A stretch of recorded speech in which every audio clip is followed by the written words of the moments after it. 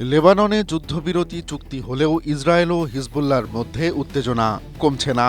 সম্প্রতি ইসরায়েলি বাহিনী হিজবুল্লাহর উপর হামলা অব্যাহত রাখায় কড়া হুঁশিয়ারি দিয়েছে ইরান।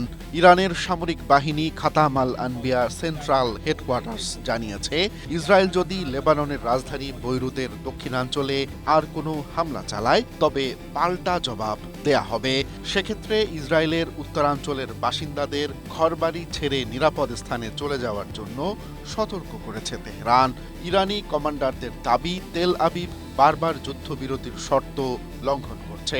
উল্লেখ্য, লেবাননে শান্তি ফেরাতে যুক্তরাষ্ট্রের মধ্যস্থতায় যে চুক্তি হয়েছিল, ইরান তার অন্যতম প্রধান অংশীদার।